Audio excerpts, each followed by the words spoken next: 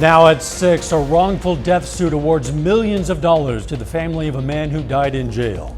Plus, Newell, Missouri's only medical facility moves to support patients who will lose their coverage after the Tyson plant closes. And the Joplin Art Gallery gives a sizable donation to the Ronald McDonald House. The 4 states' most watched news starts now. This is KOAM News at 6. I'm Dow Quick. We're awaiting word from Fulton County, Georgia, where former President Donald Trump is expected to surrender to authorities on charges related to the alleged effort to reverse the outcome of the state's 2020 presidential election. We're going to be carrying a live special report on our sister station, Fox 14, as well as streaming on our website, KOAMnewsnow.com. We're going to watch for potential updates throughout this broadcast. Moving on now. A jury's verdict leads to a $33 million award for the family of a man who died while he was an inmate in the Ottawa County, Oklahoma jail. The case dates back to October of 2015 when Terrell Ellis turned himself in at the jail for a DWI warrant. Court documents indicate he was apparently in good health at the time. 12 days later, surveillance equipment recorded Ellis repeatedly complaining of pain and begging for help as jail staff mocked him. Court documents say the jail's nurse refused to help him and that Integris EMS workers failed to take Ellis to the hospital. Nearly 6 hours after his first pleas for help, Ellis was found cold and unresponsive. The medical examiner determined Ellis died of septic shock and pneumonia. In awarding the Ellis estate $33 million, the jury determined Ellis was denied his constitutional right to medical care.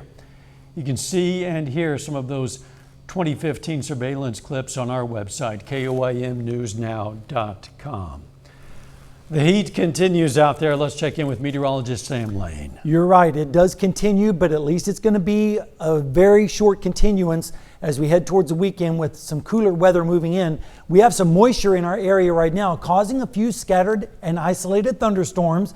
Zooming in on the radar, you can see some of that activity up near Garnett, just to the south and west of Garnett, also near Richmond, and a little bit further to the south. Another little cell just developed just to the south and west of Chanute near Canville. So at least we're starting to see precipitation chances increasing across our area, but most of the area is going to be dry tonight with temperatures dropping through the 90s into the 80s to about 76 degrees by tomorrow morning.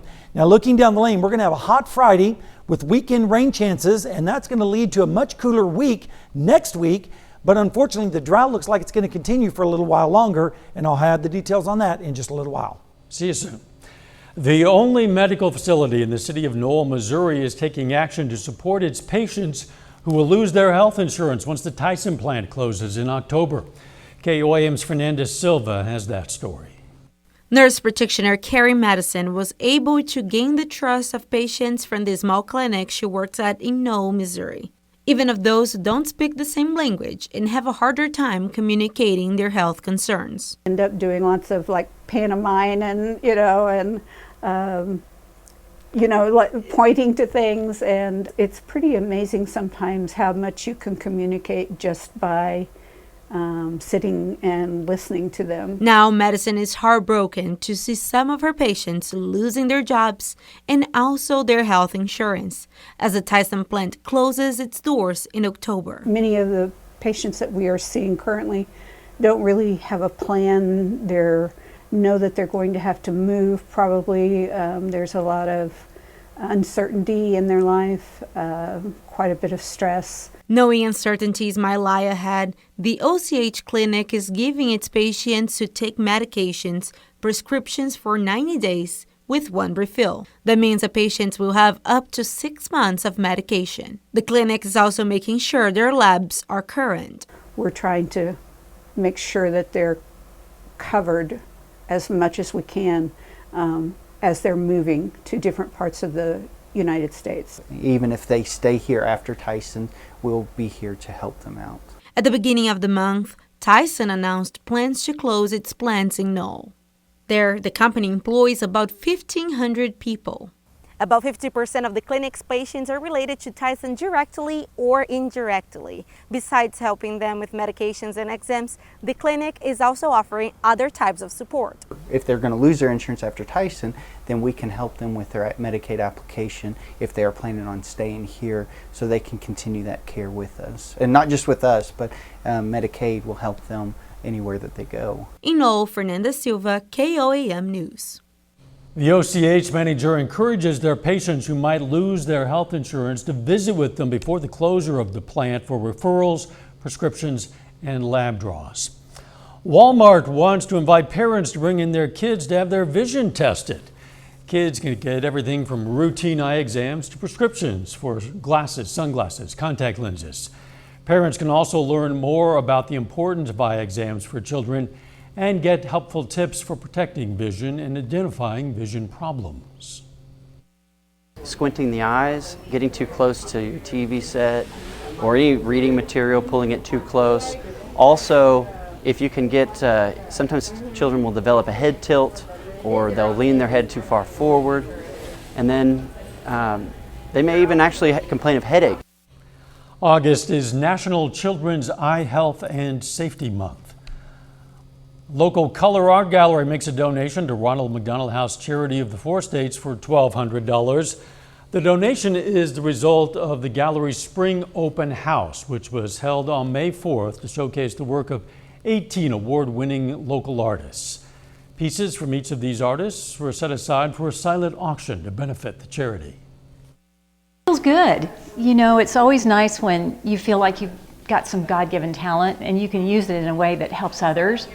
And we just love Ronald McDonald House. And we do this for other nonprofit organizations as well throughout the years. But this was special because of Jesse and Dot's connection.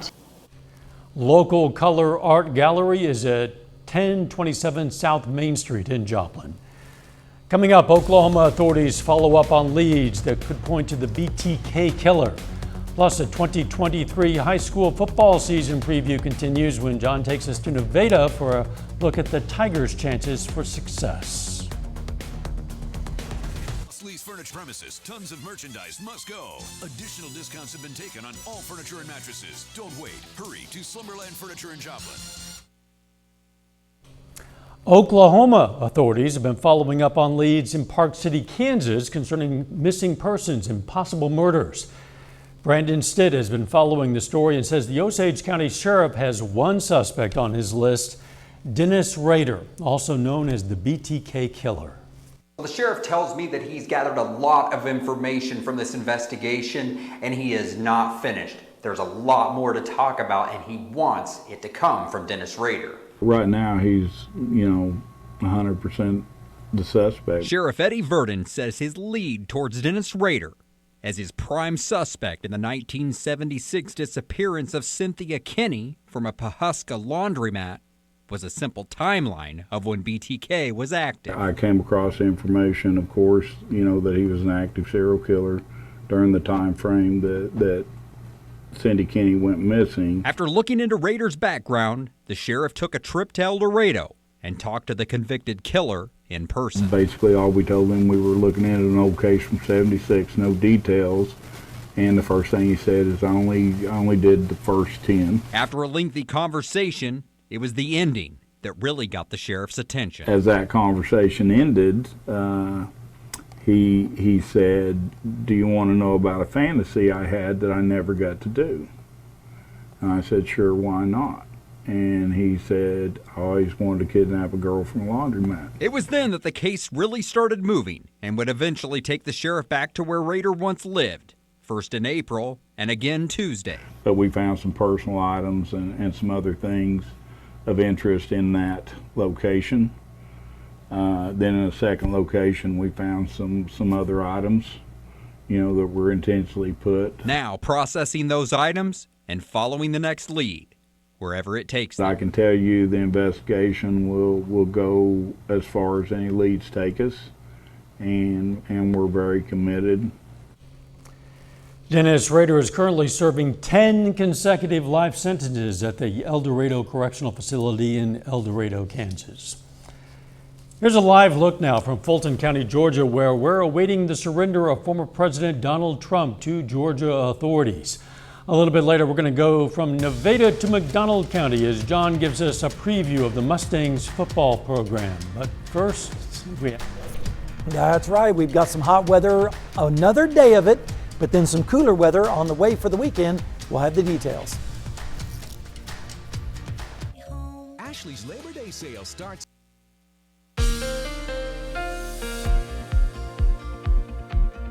Well, another scorcher across the 4 states, and we have one more day, and then things are going to start to improve as we go towards the weekend as promised. Let's take a look outside this morning at Indigo Sky Casino and Resort, and as this goes into motion, you can see that we had mostly fair skies this morning, but then as the afternoon progressed, we started to see a few puffy cumulus clouds and also a few alto cumulus as well.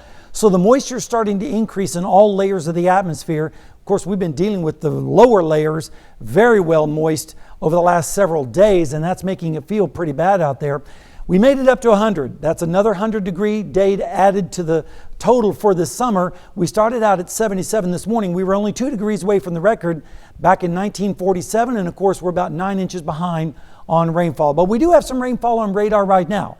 It's up just to the south and west of Chanute near Canville, and also another little shower north of Guilford, and also more showers up near or just around Garnett. But right now we're also looking at an excessive heat warning still in effect until tomorrow evening at 10 o'clock, and that includes all of southeast Kansas, southwest Missouri, of course northeast Oklahoma, as well as northwestern Arkansas. So tomorrow, if you're going to be out, definitely stay hydrated, take frequent breaks, make sure that you limit your outdoor activities if at all possible, make sure that you are wearing lightweight and light-colored clothes, and be sure to check on the pets if they are outside.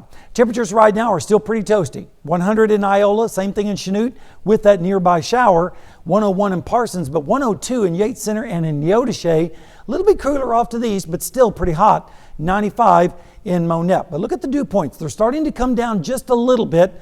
They're still in the mid-70s, and on the dew point tracker, of course, that means it is still soupy out there, and that's not making it feel too nice either. Temperatures right now feel like 113 in Grove, same thing down in Jay, 104 in Iola, 105 in Fort Scott is what it feels like. And tomorrow, it's going to be about the same. Temperatures feeling like 100 plus across the area, even 110 plus down to the south, especially in northeast Oklahoma. Then as we go into Saturday, still feeling like over 100 degrees, especially down in Oklahoma with 110 plus. And then as we go into Sunday, totally different story. It's going to feel like it's going to be in the 70s and 80s. That'll feel really nice after the week that we have had. Rain chances are going to be low for the next 36 hours, but not zero, but they're going to be low. We have to wait for this big ridge of high pressure to retreat back to the west, and that will start to finally allow showers and storms to move in from the north and west, and also some cooler air. Unfortunately, the long-range models show that that ridge may start to make a comeback early part of September. Temperatures tonight, mid-70s across the area. Then tomorrow, highs at or above 100 degrees. And then as we go into Saturday morning, lows in the 70s with scattered showers and storms becoming more numerous, especially on Saturday evening after highs in the upper 80s and lower 90s. And here comes the best chance of showers and storms Saturday night into Sunday morning. And then as we look at the next 7 days, nice cooler weather, or at least closer to normal, with a chance of showers and storms through the weekend, but 50s for lows as we get towards the middle part of next week, Dow. If I didn't hear you say it, I would have thought it was a typo. It's not a typo. Lows in the 50s. Well, that'll I know. be welcome. Looking forward to it. Thanks, Sam. Still ahead, McDonald County football has its final practice before tomorrow's season opener.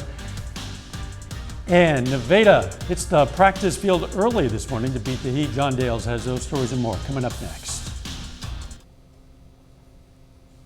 Here's a live look at the motorcade preparing to take Donald Trump to the Fulton County Jail for processing. For the Performing Arts, invite you to a 30th anniversary Star of Joplin.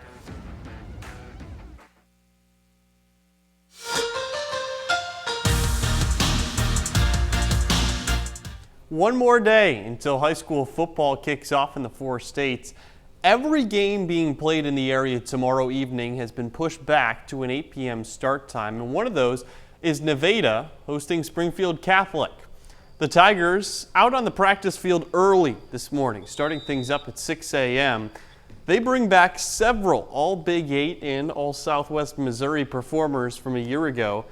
Two of those, Talon Chandler and Henry Campbell, both vocal senior leaders, entering their final season wearing a Tigers uniform.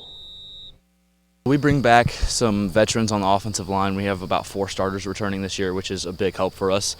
And then on the defensive line, I wasn't a starter last year on the defensive line, and neither was Cam, but we both got a good amount of PT on defensive line, so that helps. And then we returned both of our DNs, so we've got a lot of veteran depth who know what it's like to play on Friday nights, so that really helps us. I was kind of in a leadership role last year, just being a mentor to younger guys. It feels good, though, to see the younger kids grow and what we want to play here at Nevada. Oh, it means everything. Just crimson gray. Not many words can explain it. And McDonald County is another local school that begins its season at home tomorrow night. The Mustangs start things off with a conference game against Mount Vernon, though this afternoon they got together for one final tune-up before that season opener. KOAM sports team stopped by that practice. You'll be able to hear from the McDonald County players and head coach Kellen Hoover tonight at 9 o'clock on Fox 14 and 10 right here on KOAM. Now, it's the same matchup to begin the season as last year. In that game, the Mountaineers all over the Mustangs. They beat them up 31-7. However, that preceded a 4-game Mustang winning streak. To professional football, the final week of preseason action kicks off in the NFL tonight. The Chiefs don't play until Saturday, but right now, a lot of the focus around the team is about All-Pro defensive end Chris Jones holding out and not joining the team. Now, Jones has 1 year left on his 4-year, $80 million contract. Recently, he was asked by a fan on Twitter when he would join the team. Jones responded simply saying, "Week 8. Then he said he could afford to give up the weekly $1 million game check that he has. Patrick Mahomes and Andy Reid both have pretty different answers to the same question of, do you expect to start the season without Jones? No, not necessarily. I mean, I know that stuff, contract stuff, is hard to talk about because everybody wants to make money for their entire family and everything like that. But I know how much Chris loves the Chiefs. He loves being a part of this organization. And so I just try to stay out of it and just tell Chris that I love him and that whenever he does come back, he'll be welcomed with open arms. And we know that he's preparing himself so that whenever he does get back, he can be that dominant player that he always has been. There's been no communication, so I don't know what's going to go there. But whatever happens, happens. I mean, not there. The game goes on, right? So that's how it works. Pat Mahomes says, look, we want Chris Jones here. We want him to be a part of our team. We'll be ready when he comes. And Andy Reid conversely just goes, hey, life goes on whether or not he joins us. They have to make plans for the event that he doesn't show up. And even if he were to show up now, there's not a lot of time for him to prepare for the season. He's the best player on defense by a long shot. Yeah. We'll be right back. Break from your busy life with Westco. Here's a look at what's coming up on KOAM News at 9 on Fox 14. We're going to hear from a local hospital on a recent rise in heat-related illnesses. Plus, the Miami Chamber of Commerce hosts an event giving people a chance to network while enjoying some seafood. And we're going to have reaction to Donald Trump surrendering to authorities in Georgia. Those stories, a lot more, of course. It's coming up on KOAM News at 9 on Fox 14. Now, we've been bringing you live shots from Fulton County, Georgia, where the former president is making his way to the county jail right now for processing on those charges. They're related to the alleged effort to reverse the outcome of the state's 2020 presidential election.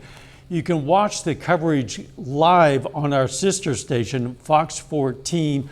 Also, we're streaming it live on our website, KOAMnewsnow.com. And of course, we will have a complete summary of today's events on our 9 o'clock news on Channel 14 and our 10 o'clock news here on Channel 7. In the meantime, it's a hot evening out there. We have been suffering all week with the heat, but we only have one more day left, and then the relief arrives with showers and thunderstorms on Saturday and Sunday, cooler next week. Final sports note. Also only got one more day left until high school football beginning tomorrow evening. Wow. That's right. Thanks for joining us. We'll see you right back here at 10. Let's make it a great evening.